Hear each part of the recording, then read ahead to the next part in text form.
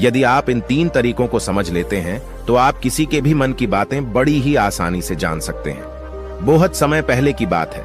एक छोटा सा गांव था। उस गांव में 2 भाई रहा करते थे। बड़ा भाई अंधा था और इसलिए वह हमेशा घर पर ही बैठा रहता था और छोटा भाई खेती किया करता था। लेकिन खेतों में अत्यधिक जानवर आने से पूरी फसलें नष्ट हो जाती थीं, जिनके कारण छोटा भाई बहुत ही ज्यादा परेशान हो चुका था। एक दिन उसे एक तरकीब सूझी। उसने सोचा, खेतों में से इन जानवरों को भगाने के लिए क्यों ना मैं अपने बड़े भाई की मदद ले लूं।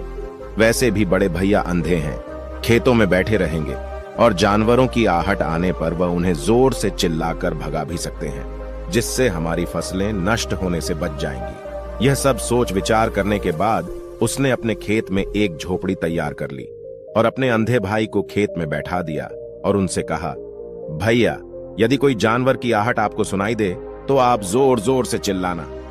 यह सुनकर वह जानवर यहां से भाग जाएंगे और हमारी फसलें नष्ट होने से बच जाएंगी। बड़ा भाई खुशी खुशी अपने छोटे भाई की बात मान भी लेता है और वह उस दिन से खेत में ही रहना शुरू कर देता है। जब भी किसी जानवर की आहट उसे सुनाई देती तो वह जोर जोर से चिल्लाने लगता, जिससे वह जानवर वहां से भाग जाता था। ऐसा करते करते कई दिन बीत चुके थे। तभी एक दिन उसके खेत में एक हिरण भागता हुआ आया और वह खेत की बाड़ को तोड़कर वहां से भाग गया। लेकिन उसे हिरण का पीछा करते हुए एक राजा भी उस खेत में आ पहुंचा। तभी राजा की नजर उस अंधे भाई पर पड़ती है। राजा उस व्यक्ति से कहता है, देखो, मैं यहाँ पर एक जानवर का पीछा करते हुए आया हूँ। क्या तुमने उस जानवर को यहाँ पर देखा है? पर वह व्यक्ति कहता है, हे राजन, मैं तो अंधा हूँ, मैं भला किसी जानवर को कैसे देख सकता हूँ। लेकिन मैं आपको इतना जरूर बता सकता हूँ कि जो जानवर मेरे खेतों से भाग कर गया है वह आपके लायक नहीं है। आप उसके पीछे अपना समय बर्बाद न करें। राजा संदेह व्यक्त की बात सुनकर बड़ा ही अचरज में पड़ जाता है।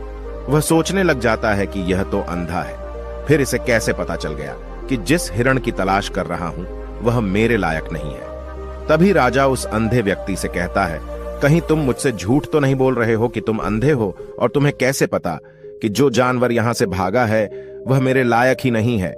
इस पर वह अंधा व्यक्ति कहता है कि यह राजन, जिसे आप एक हिरण समझ रहे हैं, असल में वह एक हिरण नहीं है बल्कि एक मादा हिरण है और वह गर्भवती भी है। और जहां तक मुझे ध्यात है, मैंने कभी किसी राजा को किसी गर्भवती हिरण का शिकार करते हुए नहीं सुना है।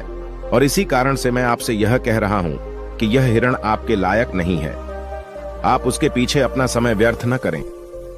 यह सुनकर राजा और भी अचरज में पड़ गया कि अंधा आदमी कैसे जान सकता है कि वह हिरण गर्भवती है।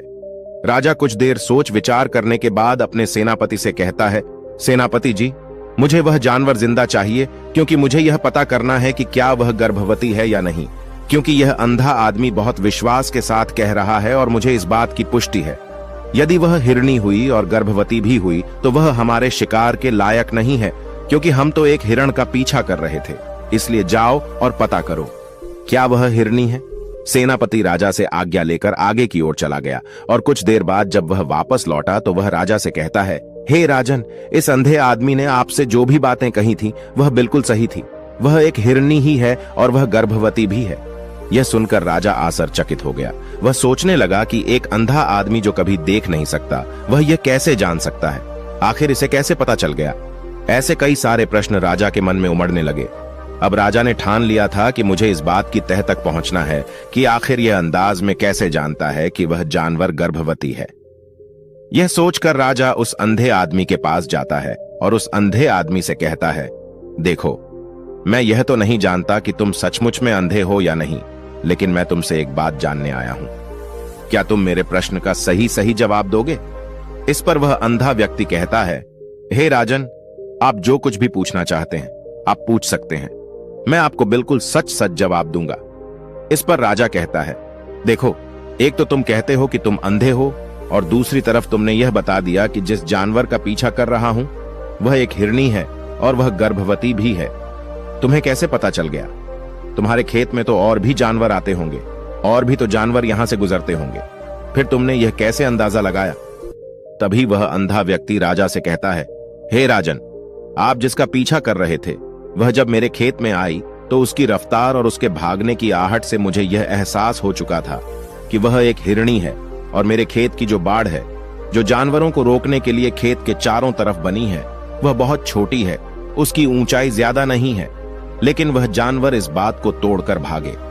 और यदि वह इस बात को छलांग लगाकर पार करने का प्रयास करती तो इससे उसके बच्चे को खतरा हो जाता, और इसी बात से मैंने यह पता लगा लिया कि वह गर्भवती है। इस पर राजा के मन में एक और प्रश्न उठा। राजा ने कहा कि तुम्हें कैसे पता चल गया कि वह एक हिरणी ही है, और भी 2 जानवर यहां से आते जाते होंगे। इस पर वह अंधा व्यक्ति कहता है, राजन, मैं पूरा दिन सुबह शाम यहीं पर बैठा रहता हूं और मेरे सुनने की शक्ति बहुत तेज है। मैं भांप सकता हूं कि कौन सा जानवर मेरे खेत में आया है, और उसी के आधार पर मैं जोर जोर से चिल्लाता हूं ताकि वह मेरे खेत से भाग जाए और मेरे खेत की फसलें नष्ट होने से बच जाएं। राजा उस अंधे आदमी का यह जवाब सुनकर पूरी तरह से संतुष्ट हो चुका था। वह मन ही मन सोच रहा था कि आदमी भले ही अंधा है, लेकिन यह तो बड़ा ज्ञानी मालूम पड़ता है। इस आदमी से कुछ न कुछ तो काम निकलवाना ही चाहिए। यह विचार लिए राजा वहां से वापस अपने महल की ओर लौट जाता है। कुछ दिनों के बाद राजा अपने सेनापति को आदेश देता है कि जाओ और उस अंधे व्यक्ति को महल लेकर आओ।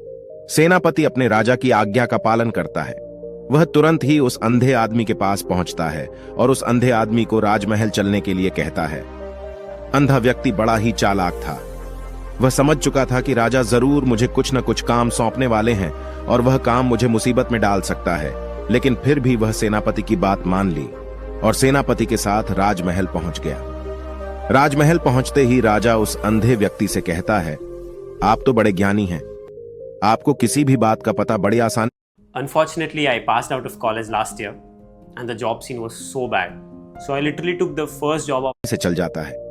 आज मैंने आपको यहाँ इसलिए बुलाया है क्योंकि मैं आपसे यह जानना चाहता हूँ कि मेरी पत्नी पतिव्रता है या नहीं। इस पर वह अंधा व्यक्ति कहता है, हे राजन, यह कैसा प्रश्न हुआ। इस पर राजा कहता है, मैंने बिल्कुल उचित प्रश्न किया है, मुझे इस प्रश्न का उत्तर दीजिए। इस पर वह अंधा व्यक्ति कहता है, हे राजन, ये सारी बातें जाने दीजिए। आपकी शादी को इतने साल बीत चुके हैं और अब आप यह बात क्यों जानना चाहते हैं? आपके मन में ऐसे प्रश्न क्यों उठ रहे हैं? इस पर राजा जिद करते हुए कहता है, आपको मुझे इस प्रश्न का उत्तर जरूर देना होगा।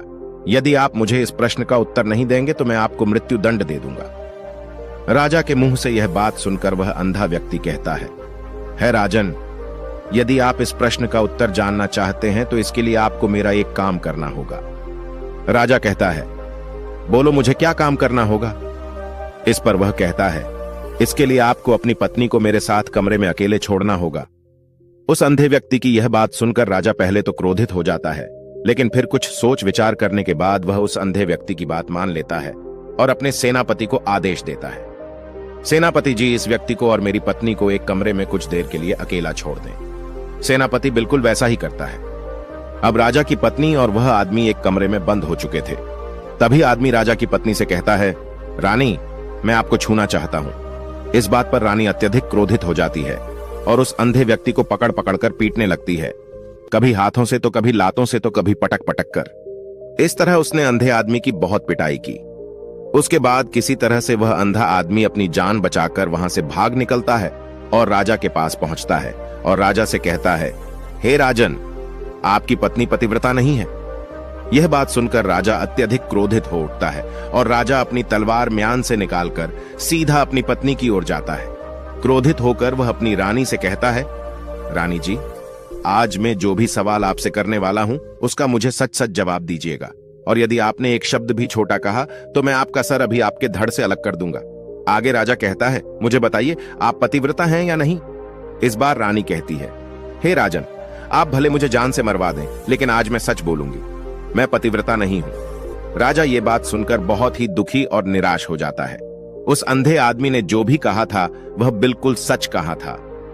यह बात सुनकर तुरंत ही राजा उस अंधे आदमी के पास पहुंचता है और आकर उस अंधे आदमी से कहता है, तुम्हें कैसे पता चला कि मेरी पत्नी पतिव्रता नहीं है?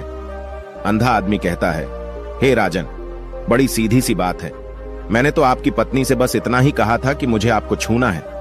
और इस बात पर वह इतना क्रोधित उठी कि उन्होंने गुस्से में आकर मुझे लात घूंसों से पीटना शुरू कर, और भला कोई औरत किसी और मर्द को कैसे छू सकती है? लेकिन उन्होंने न आव देखा न ताव, बस लात घूंसों से मुझ पर बरसना शुरू कर दी। और एक पतिव्रता नारी कभी भी पराये मर्द को नहीं छूती।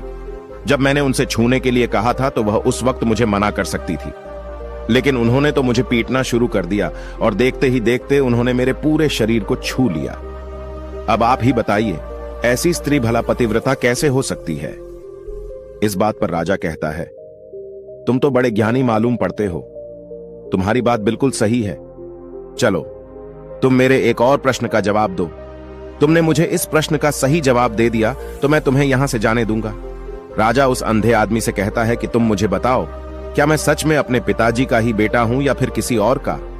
इस पर अंधा आदमी कहता है, हे राजन, इस बात से आपको क्या लेना देना, आप किसी की भी औलाद हो। आखिर आप इस राज्य के राजा ही, इसलिए इस प्रश्न को जाने दीजिए। राजा कहता है, नहीं नहीं, मुझे इस प्रश्न का सही जवाब चाहिए, अन्यथा यह प्रश्न मुझे बहुत परेशान करता रहेगा, इसलिए मैं इसका सही सही जवाब आपसे जानना चाहता हूं। यदि तुम इसका सही सही जवाब दे देते हो तो तुम यहां से जा सकते हो। इस पर वह आदमी कहता है, इसके लिए तो मुझे आपकी मां के पास भी जाने की आवश्यकता नहीं है। मैं आपको अभी भी यह बता सकता हूं कि आप किसकी औलाद हैं, लेकिन उससे पहले मैं चाहता हूं कि आप मुझसे वादा करें कि आप मुझ पर क्रोध नहीं करेंगे। राजा ने कहा, मैं तुमसे वादा करता हूं, मैं तुम पर क्रोध नहीं करूंगा। उसके बाद वह अंधा आदमी राजा से कहता है, राजन राजन, आप तो अपने ही पिता के पुत्र, लेकिन आप पर एक कंजूस सेठ की छाया पड़ी हुई है। यह सुनकर राजा बहुत ही क्रोधित हो उठा और वह तुरंत तलवार निकालकर अपनी मां के पास पहुंच जाता है। वहां पर पहुंचने के बाद अपनी मां से कहता है, मां मुझे सच सच बताइए, क्या मैं अपने ही पिता का पुत्र हूं या नहीं? यदि आपने मुझे सही सही नहीं बताया तो मैं यहीं पर प्राण त्याग दूंगा। मुझे बताओ क्या सच है? इस पर उस राजा की मां कहती है, बेटा तू है तो अपने ही पिता का पुत्र, लेकिन तुम्हारे ऊपर एक कंजूस सेठ की छाया पड़ी हुई है। जब मैं एक बार नहाने के बाद अपना मुंह आईने में देख रही थी, तभी उस कांच के पीछे मुझे एक कंजूस सेठ नजर आता है और उसी की छाया तुम पर पड़ चुकी है। यह सुनते ही राजा और भी ज्यादा अचरज में पड़ जाता है और वह तुरंत दौड़ा दौड़ा वापस उस अंधे आदमी के पास पहुंचता है और उस अंधे आदमी से कहता है, तुम्हें कैसे पता चला कि मुझ पर एक कंजूस सेठ की छाया पड़ी हुई है? इस पर अंधा आदमी कहता है, राजन, आपने मुझसे कई सारे सवाल पूछे जिनका जवाब भी मैंने आपको सही से दिया। यदि कोई और राजा होता तो मुझे उसके बदले ढेर सारे इनाम दिया होता, लेकिन अब तक आपने मुझे एक फूटी कौड़ी भी नहीं दी। इस बात से मैंने अंदाजा लगा लिया था कि आप बहुत कंजूस हैं। यह बात सुनकर राजा जोर जोर से हंसने लगा और कहता है कि आप जो भी मांगे तो मैं आपको अवश्य दूंगा, लेकिन मुझे यह बात बताओ कि तुम्हें कैसे पता चल जाता है कि कौन सी बात सही है और कौन सी बात गलत? तुम किसी की बात का इतना सटीक और सही जवाब कैसे दे पाते हो? इस पर वह अंदाज में कहता है कि हे राजन, मैं तो वैसे ही अंधा हूं। मेरी आंखें होती तो मैं किसी की भी मन की बातें बड़ी सरलता से जान लेता। मन की भी एक भाषा होती है और यह भाषा मनुष्य के शरीर के व्यवहार के रूप में देखी जा सकती है। उसकी आंखों से, उसके होठों से, उसकी दान करने के तरीकों से, उसकी क्रियाओं से यह पता किया जा सकता है कि उसके मन में क्या चल रहा है। उसके आधार पर हम किसी के भी मन की बातें जान सकते हैं, लेकिन मैं तो जन्म से ही अंधाध हूं, मैं देख नहीं सकता, इसीलिए मैं क्रियाओं से देखता हूं। यदि मुझे कोई बात जाननी होती है तो अगले आदमी को मुझे कुछ काम देना पड़ता है, जिस पर वह व्यक्ति किस तरीके से उस काम को करता है, उसके आधार पर ही मैं यह पता लगा पाता हूं कि आखिर उसके मन में क्या चल रहा है। तभी वह राजा कहता है, तो इसका अर्थ यह हुआ कि मैं भी किसी के भी मन की बातें जान सकता हूं। इस पर वह अंधा आदमी कहता है कि हे राजन, अवश्य, किंतु उससे पहले आपको अपने ऊपर काम करना होगा और वह अपने मन को शांत करना, अपने मन को वर्तमान में लाना, जिसके लिए मैं आज आपको 3 तरीके बताने वाला हूं। और ये तीनों ही तरीके बड़े ही आसान हैं और सरल हैं, किंतु हे राजन, उससे पहले आपको एक काम करना होगा, अपने मन को एकाग्र करना होगा। जब हम अपने मन को एकाग्र करते हैं, अपने मन को वर्तमान में लाते हैं, तो हम दूसरे के मन की बातें जान सकते हैं, क्योंकि वह आदमी अभी भी अपने मन में वर्तमान में ही सोच रहा है और हमारे मन को वर्तमान में ही लाना होगा, तभी हम उसके मन की बातें जान सकते हैं। यदि हम अतीत में हुई घटनाओं के बारे में सोच रहे होंगे तो जो अगला आदमी में सोच रहा है, वर्तमान में अपनी मन में बात कर रहा है, वह हम कैसे जान पाएंगे? क्योंकि हम तो अतीत की घटनाओं में डूबे हुए हैं। इसलिए किसी के भी मन की बातें जानने के लिए सबसे पहले हमें अपने मन को एकाग्र करना होगा, उसे वर्तमान में लाना होगा। फिर वह अंधा व्यक्ति राजा से कहता है, हे राजन, जो 3 तरीके मैं आपको बताने वाला हूं, इन 3 तरीकों से आप बड़ी आसानी से किसी के भी मन की बातें जान सकते हैं। यह राजा जो सबसे पहला तरीका है वह आंखों पर ध्यान देना। किसी व्यक्ति से बात करते हुए उसकी आंखों में देखना, उसकी आंखों पर ध्यान देना ज्यादा जरूरी है, क्योंकि आंखें बोलती नहीं और बहुत कुछ कह जाती हैं। यदि हम किसी व्यक्ति की आंखों को, इशारों को समझना सीख जाएं, तो हम यह जान पाएंगे कि व्यक्ति के दिमाग में क्या चल रहा है, वह क्या सोच रहा है और अभी वह क्या करने वाला है। मेरे पास आंखें नहीं हैं, लेकिन मैंने अपने गुरु से यह विद्या सीखी है, क्योंकि बहुत साल पहले मेरे पास आंखें थीं और मैं उस वक्त लोगों के मन की बातें केवल आंखों में ही देखकर जान लेता था। इसलिए यदि आप भी दूसरों की बातें जानना चाहते हैं तो आपको भी उनकी आंखों पर गौर करना होगा, जैसे कि वह कब और कहां किधर देख रहे हैं। वह आंखों को इधर उधर घुमा रहे हैं या फिर उसकी आंखें खुश नजर आ रही हैं, और फिर आंखों में कहीं निराशा तो नहीं है, जैसा कि एक चोर होता है। उसकी आंखों में जब हम देखते हैं तो हमें यह पता चलता है कि अगला आदमी ने कोई गलती की है।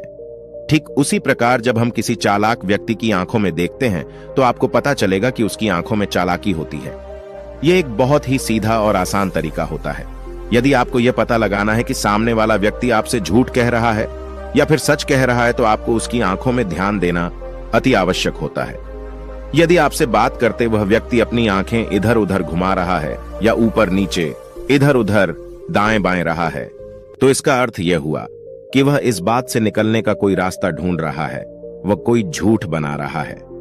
यदि सामने वाला व्यक्ति आपसे झूठ कहने का प्रयास कर रहा है तो वह आपसे नजर नहीं मिला पाएगा। ठीक उसी प्रकार दूसरे तरीके में हम चेहरे को पढ़ना सीखते हैं, क्योंकि चेहरे के हाव भाव होते हैं जिससे हम मन की बातें बड़ी आसानी से समझ सकते हैं, और इन्हें भी समझना बहुत जरूरी है। कभी कभी कोई व्यक्ति अपने चेहरे से, अपने हाव भाव से बहुत कुछ अलग अलग व्यवहार करता है। यदि आप किसी व्यक्ति के चेहरे में गौर करेंगे तो आप आसानी से समझ पाएंगे कि व्यक्ति निराश है या बहुत उदास है, या फिर वह बहुत खुश है, या फिर उसे कोई बड़ा दुख है तो अपने अंदर क्या महसूस कर रहा है। ये सारी बातें हम उसके चेहरे के हाव भाव से पता कर सकती हैं। फिर चाहे इंसान जुबान से कुछ बोले या फिर न बोले, लेकिन आप उसके चेहरे से सब कुछ पता कर सकते हैं। आगे अंधा व्यक्ति राजा से तीसरा तरीका बताते हुए कहता है कि हाथों के शरीर का व्यवहार, मन की बात समझने के लिए हमें हाथ के इशारे और शरीर के व्यवहार को समझना बहुत ही आवश्यक है। कोई व्यक्ति जब भी बात करता है, जो आपने देखा होगा कि वो अपने हाथों को हिलाता है, अपने हाथों से इशारा करता रहता है। वह बातों के साथ साथ अपने शरीर का जो व्यवहार है उसका भी पूरा उपयोग करता है, जिससे हमें यह पता चल पाता है कि वह व्यक्ति हमारी बातों पर कितना ध्यान दे रहा है और उसके मन में क्या चल रहा है। शरीर के व्यवहार को देखने के लिए उसके हाथ हिलाने के चेहरे पर बार बार हाथ लगाने और हाथों को एक दूसरे पर मसलना, ऐसी बहुत सी क्रियाएं करता है। उस पर हमें ध्यान देना अति आवश्यक है। मन की बात को समझने के लिए हमें शरीर के विज्ञान को भी समझना पड़ता है। यदि हम इन 3 तरीकों को अच्छी तरह से समझ लेते हैं तो हम बहुत जल्दी किसी भी व्यक्ति के मन की बातें बड़ी सरलता और सहजता से जान सकते हैं। इसलिए यदि आपको किसी के मन की बातें जाननी है तो आपको उसकी आंखों पर, उसके चेहरे पर, उसके शरीर के हाव भाव को और उसके हाथों को ध्यानपूर्वक देखना होगा और समझना भी होगा, जिससे आप यह समझ पाएंगे कि आखिरकार उसके मन में क्या चल रहा है और वह क्या सोच रहा है। लेकिन उससे पहले आपको अपने मन को एकाग्र करना होगा, शांत करना होगा और अपने मन को वर्तमान में लाना होगा। तभी आप उस व्यक्ति की इन सभी क्रियाओं पर ध्यान दे पाएंगे और उन्हें समझ पाएंगे। आप यदि अतीत की घटनाओं में व्यस्त हैं, भविष्य की योजनाओं में व्यस्त हैं, तो आप उस व्यक्ति के हाव भाव पर कभी ध्यान ही नहीं दे पाएंगे और न ही आप कभी भी समझ पाएंगे कि आखिरकार उस व्यक्ति के मन में क्या चल रहा है, वह क्या सोच रहा है। या काम कोई भी कर सकता है, या एक प्रकार की विद्या है जो मुझे मेरे गुरु ने सिखाई है। राजन, अगर आपको यह जानना है तो मेरे साथ आपको कुछ दिन रहकर इसका अभ्यास करना होगा।